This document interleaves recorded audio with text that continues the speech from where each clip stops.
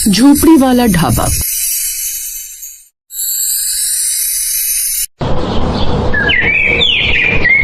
काशीपुर के जंगल से होते हुए एक सड़क गुजरती थी जो कि शहर से जाकर मिलती थी। उन जंगलों के इसी वीरानों के बीचों बीच एक फूस से बनी झोपड़ी खड़ी थी, जहां बाहर एक पुराना बोर्ड लटका था और उस पर लिखा हुआ था झोपड़ी वाला ढाबा। ये ढाबा चलाती थी सोनम, जो कि 40 साल की थी। वो झोपड़ी में अपनी बेटी रितु के साथ रहती थी। उसके साथ ही उसकी 15 साल की बेटी रितु, जो कि दुबली पतली पर हिम्मत वाली लड़की थी। सोनम के पति का पीने के चक्कर में सब कुछ लुट चुका था और 4 साल पहले बीमारी में गुजर गया था। सोनम तब से जैसे तैसे अपनी उस झोपड़ी में ही ढाबा बनाकर चलाती थी। उसका ढाबा छोटा था, चूल्हा मिट्टी का, बर्तन पुराने, पर स्वाद में ऐसा अपनापन कि लोग रुक ही जाते थे। एक रोज सुबह सुबह सोनम आटा गूंथ रही थी और रितु चूल्हा जला रही थी। बाहर का मौसम भी काफी खराब था। बादलों की गड़गड़ाहट लगातार हुए जा रही थी। माँ, आज तो मौसम बाहर बहुत खराब है, लगता है तेज बारिश होने वाली है। हाँ बेटी, लग तो ऐसा ही रहा है। रितु, आज थोड़ी दाल ज्यादा निकाल लेना, कल वाले ट्रक ड्राइवर बोले थे कि वापस आते हुए फिर रुकेंगे। ठीक है माँ। माँ, कल स्कूल टीचर ने कहा कि बोर्ड की तैयारी अब से ही करनी होगी और एक्स्ट्रा क्लासेस भी लगेंगी। ये सुनकर सोनम के हाथ अचानक रुक गए। उसके चेहरे पर चिंता की रेखा उभरी। हे भगवान, फिर तो अभी से इतनी फीस मांगेंगे, हम कहाँ से लाएंगे? एक तो हमारा ढाबा है ही इस वीरान जंगलों के बीच। कितने कम ग्राहक आते हैं कि पैसे ज्यादा रुकते ही नहीं। माँ भी ना सोचो, मैं पढ़ना चाहती हूँ, पर मजबूरी हुई तो छोड़ भी दूंगी। बस आप परेशान मत होइए। ये सुनकर सोनम का दिल कांप उठा। नहीं नहीं, ऐसा कभी मत बोलना। तुझे पढ़ाना ही है, चाहे मुझे 2 दिन भूखा क्यों न रहना पड़े। फिर माँ बेटी एक दूसरे के गले लग गई।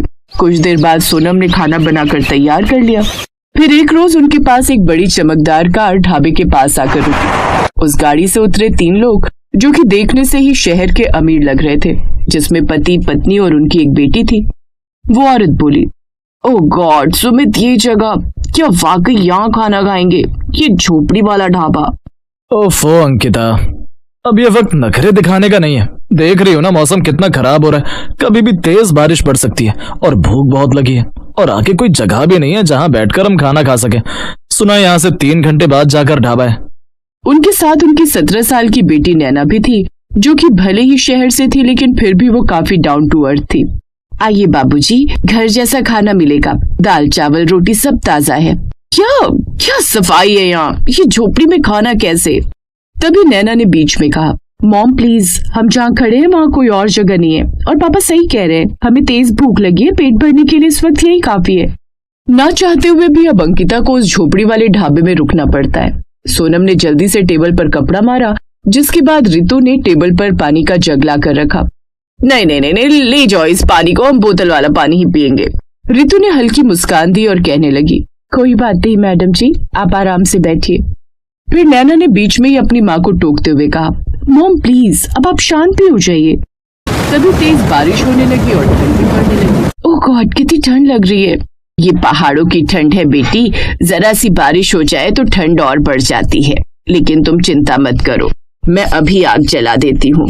फिर सोनम ने उनके पास आग जला दी, जिससे उन्हें ठंड से काफी राहत मिल रही थी।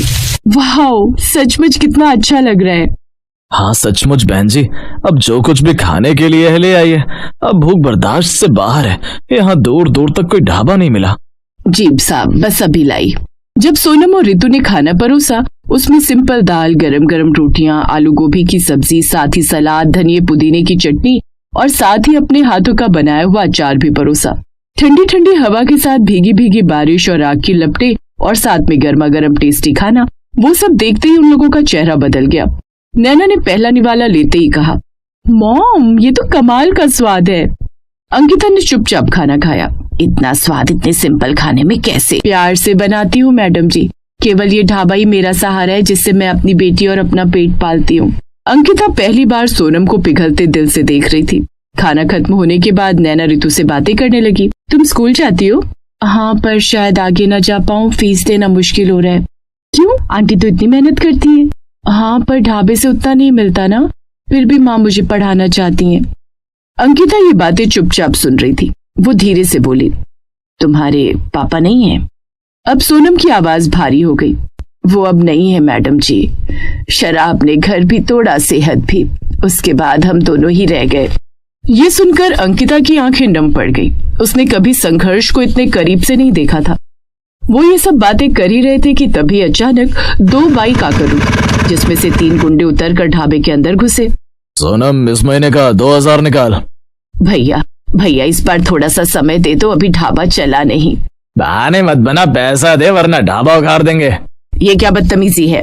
अरे मैडम, बीच में मत बोलो, ये इलाका हमारा है। मैं भी पुलिस को बुलाता हूँ।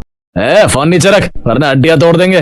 तभी नैना अचानक आगे आई और जोर से बोली, अगर हाथ लगाए ना आंटी को तो तुम्हारा वीडियो पूरे इंटरनेट पर डाल दूंगी। ये देखो, मैंने रिकॉर्डिंग चालू कर दी है, तुम सब लाइव हो। अगर हम में से किसी को भी कुछ हुआ ना तो तुम लोग बचोगे नहीं। तुम्हारे चेहरे पूरे देश के सामने आ गए हैं। एंड तुम्हारी जानकारी के लिए तुम्हें बता दूं कि मेरे दादाजी पुलिस कमिश्नर है। ये सुनकर गुंडे हक्के बक्के रह गए। अब सुमित और अंकिता भी रिकॉर्डिंग करने लगे। ये देख गुंडे भाग खड़े हुए। सोनम बैठ गई और रोने लगी। मैं अपनी बेटी को पढ़ाना चाहती हूँ मैडम, बस यही एक सपना है मेरा, पर किस्मत हर बार हमें दबा देती है, हर बार। माँ, मेरे लिए तुमसे बढ़कर कुछ नहीं है माँ, तुम मेरे लिए परेशान मत हो। सोनम जी, अब कोई गुंडा आपको छुएगा भी नहीं। मैं अभी पुलिस में शिकायत डालता हूँ। सुमित ने पुलिस में उन गुंडों के खिलाफ शिकायत दर्ज करवा दी और उनकी फोटो भी शेयर कर दी।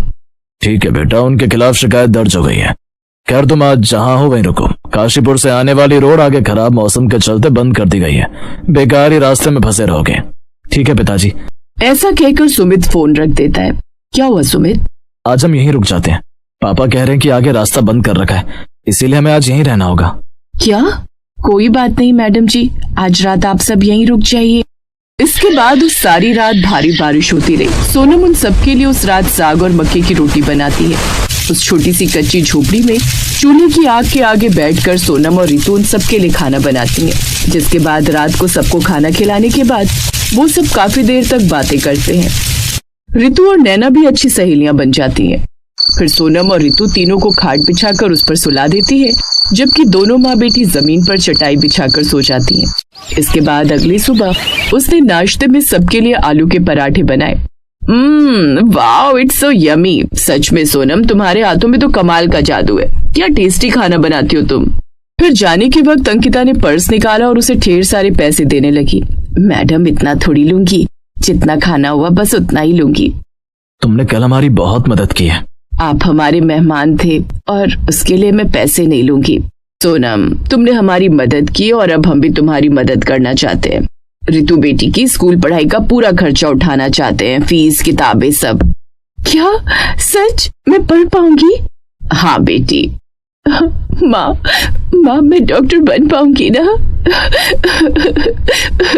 उस वक्त तो वो वहां से चले गए, लेकिन फिर अगले हफ्ते सुमित ने मजदूर बुलाए। झोपड़ी की जगह छोटा सा सुंदर पक्का ढाबा बनवाया। साथ ही उसके ढाबे का खूब प्रमोशन भी किया। साथ ही अब वो हर महीने सोनम और रितु से मिलने आते रहते। पुलिस ने उस वीडियो के आधार पर गुंडों को पकड़ लिया।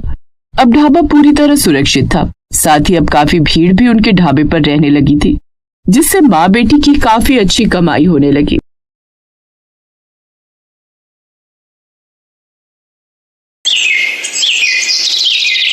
भरतपुर नाम के गांव में मनीष अपनी पत्नी रेखा और 2 बच्चों बंटू और चिंकी के साथ रहता था।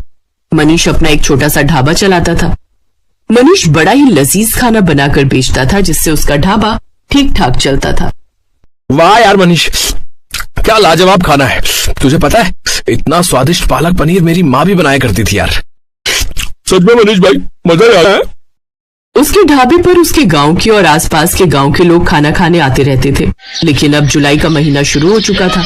उसका ढाबा कच्चा बना हुआ था, जिस कारण बरसात के समय में वहां पानी टपकना शुरू हो जाता था और इसलिए बरसात में उसका धंधा मंदा पड़ जाता था। उसके ढाबे पर कम ग्राहक आने लगते हैं। बाहर बारिश जोरों पर थी। हे भगवान, पिछले 2 हफ्ते से बहुत ही कम ग्राहक आए हैं ढाबे पर। अगर ऐसे ही चलता रहा तो कैसे काम चलेगा। कहीं ऐसा ना हो कि फिर मुझे अपना ढाबा बंद करना पड़े। आप चिंता मत कीजिए जी, ऊपर वाला सब ठीक कर देगा। बारिश में लोगों को आने में थोड़ी दिक्कत तो होती ही है, ऊपर से ढाबे में पानी भी टपकता है, शायद इसलिए। अच्छा चलिए, आज मैं भी आपके साथ चलती हूँ ढाबे पर। वो दोनों ढाबे पर चले जाते हैं। उस रोज भी खाना बनाते हैं, लेकिन उस रोज भी बारिश के चलते कोई नहीं आता।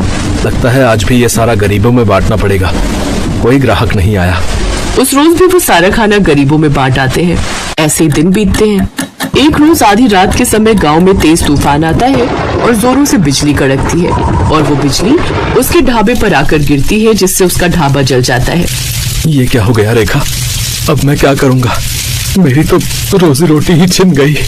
मेरी भी कुछ समझ में नहीं आ रहा जी, लेकिन आप ज्यादा टेंशन मत लीजिए, नहीं तो आपका बीपी बढ़ जाएगा। दिन पर दिन बारिश बढ़ती जा रही थी और मनीष उसी बारिश में काम ढूंढने निकलता है, लेकिन उसे कहीं भी काम नहीं मिलता। उल्टा सारा दिन बारिश में भीगने के कारण उसे सर्दी लग जाती है। अब जैसे तैसे वो अपने दिन काट रहे थे। फिर एक रोज रेखा का मुंह बोला भाई माधव उनके घर आता है। अरे जीजा जी, इतनी बारिश में रोज रोज काम ढूंढने निकलते हो, बेकार में परेशान होते हो। इससे तो अच्छा ये होगा कि आप मेरे साथ चलो और मेरी दुकान पर काम करो। वैसे भी मेरा आदमी अपने गांव गया हुआ है और मैं आपको महीने के आखिर में तनख्वाह दे दिया करूंगा। क्यों दे दी? ठीक कहा ना मैंने? हाँ, माधव बिल्कुल ठीक कह रहे जी। वैसे भी अपने पास और कोई काम तो है नहीं, अब तब तक यही काम कर लो आप। अच्छा ठीक है माधव, तुम कहते हो तो मैं यही कर लेता हूँ। वैसे भी घर खर्च तो चलाना ही है ना। अब मनीष माधव की दुकान पर काम करने लगता है। वो बिना एक मिनट भी आराम किए सारा दिन मेहनत करता, अनाज की बोरियों को ट्रकों से उतारता और दुकान के अंदर का सारा काम संभालता। लेकिन जैसे ही महीना पूरा होने को आता है, तभी तनख्वाह देने के नाम पर वो टाल मटोली करने लगता है। तनख्वाह? कैसी तनख्वाह जीजा जी? ये तुम कैसी बातें कर रहे हो माधव? तुम्ही ने तो उस रोज रेखा के सामने कहा था कि महीने के आखिर में तुम मुझे तनख्वाह दोगे। नहीं नहीं, ऐसा कुछ नहीं है। आपको काम की जरूरत थी, मैं जानता हूँ, लेकिन मैं आपको यहाँ पर काम करने नहीं, मदद करने के लिए बुलाता था। और मदद करने के लिए भी कोई पैसे लेता है क्या? ये तुमने मेरे साथ ठीक नहीं किया माधव, मैं तुम्हें देख लूंगा। अरे जाओ जाओ, बड़े आए मुझे सबक सिखाने वाले। मनीष दुखी मन से घर आ जाता है। आ गए आप? आज तो महीने का आखिर है, आज तो आपको तनख्वाह भी मिल गई होगी। तो पापा फिर तो आप कल ही मेरे स्कूल की फीस भर दीजिए। आपको पता है मेरी टीचर मुझे रोज रोज फीस के लिए टोकती है। ये सुनते ही मनीष की आंखों में आंसू आ जाते हैं। मेरा नसीब न जाने कैसा है रेखा, जो मेरे साथ कुछ भी अच्छा नहीं हो रहा। आप रो क्यों रहे हैं? ठीक से बताइए ना क्या बात है। फिर मनीष उसे सारी बात बताता है। हे राम, वो इतना बड़ा मक्कार निकलेगा मैंने कभी नहीं सोचा था। छी, उसे तो भाई कहते हुए भी शर्म आ रही है मुझे। फिर कुछ दिनों तक जैसे तैसे वो दूसरी जगह नौकरी की तलाश में जाता है। तब जाकर उसे एक बड़ी कोठी में ड्राइवर की नौकरी का काम मिल जाता है, जहां उसे महीने के 10,000 रुपए तनख्वाह के रूप में मिलते हैं। लेकिन उससे वो ड्राइवरी के अलावा अपने घर के काम भी लेते और इसी के सहारे अपना घर खर्च चलाता है। ऐसी ही एक शाम जब मनीष काम से घर लौट रहा होता है, तभी उसकी नजर सड़क किनारे गिरे हुए बच्चे पर जाती है, जो कि लगातार मदद की गुहार लगा रहा था। कोई मेरी मदद करो। ये तो किसी बच्चे की आवाज आ रही है। मनीष जल्दी से उसे पास के डॉक्टर के पास ले जाता है और उसका इलाज करवाता है।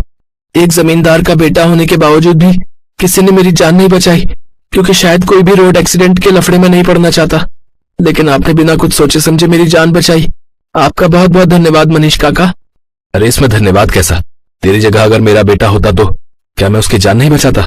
उधर जैसे ये बात जमींदार को पता चली, वो दौड़ा दौड़ा आया और उसने वीरेन को गले से लगा लिया। तेरा बहुत बहुत शुक्रिया मनीष। अगर आज तू ना होता तो पता नहीं मेरे बेटे का क्या होता। ये ले मनीष, इसे मेरी तरफ से इनाम समझ कर रख ले। ये आप क्या कह रहे हैं जमींदार साहब? मुझे इन पैसों की कोई जरूरत नहीं है। रख लो मनीष, तुमने मेरे जान से प्यारे बेटे को बचाया है, तो उसके आगे तो ये सब कुछ भी नहीं है। मनीष जब घर आकर देखता है तो वो पूरे 5 लाख रुपए होते हैं। ये देख वो बहुत खुश होता है। अब वो जल्द ही सड़क किनारे अपनी जमीन पर खुद का पक्का ढाबा खोल लेता है। सड़क किनारे होने से अब उसकी और भी ज्यादा कमाई होने लगती है। अब बरसात में ना तो उसके ढाबे की छत टपकती और ना ही ग्राहकों की कमी होती, क्योंकि गाड़ियों में घूमने निकले लोग उसके ढाबे पर ही अपनी गाड़ी रोकते और लजीज लजीज खाना खाकर बारिश के मजे लेते। अब मनीष अपनी पत्नी और बच्चों के साथ खुशी खुशी रहता। Thanks for watching.